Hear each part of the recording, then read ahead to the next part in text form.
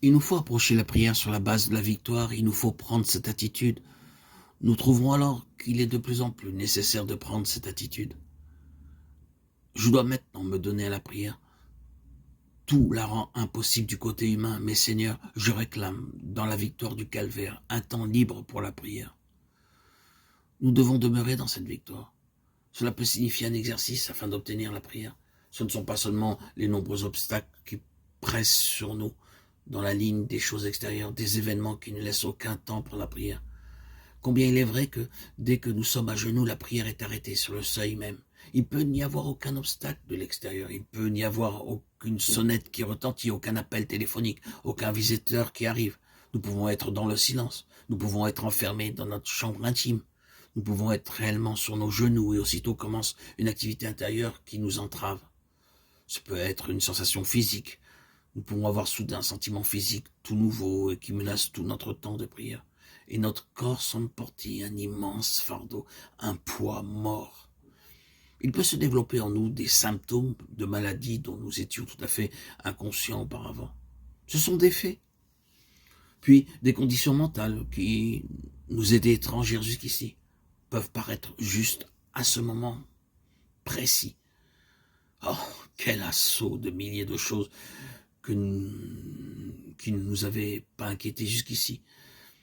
La pensée est occupée par des réflexions, des choses que nous ne devons pas oublier et qui ne nous avaient pas troublés jusqu'alors. Et que dirons-nous de ce sens de mutisme, de froideur, de distance et d'irréalité qui descend sur nous dans ces moments-là? L'irréalité. Si nous prions à voix haute, notre voix nous paraît étrange et lointaine. Il semble que nous parlons dans les airs. Toutes ces choses et beaucoup d'autres encore peuvent paraître lorsque nous voulons nous adonner à la prière. Elle se trouve sur le seuil même, et pour commencer, nous rencontrons toutes sortes de découragements et d'empêchements à la prière. Et si nous acceptons comme critère les premiers 5 ou 10 ou même 15 minutes, nous abandonnerons, nous nous arrêterons et nous relèverons pour nous livrer à autre chose. Oui, l'ennemi fit tous ses efforts, et il continuera à faire tous ses efforts pour empêcher le croyant à prier. Il y a une phase de la bataille qui doit être surmontée pour que nous obtenions la prière.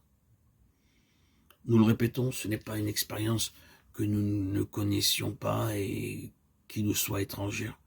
À moins naturellement que nous n'ayons pas eu de vie de prière, à moins que nous n'ayons jamais pris sérieusement à cœur notre vie de prière.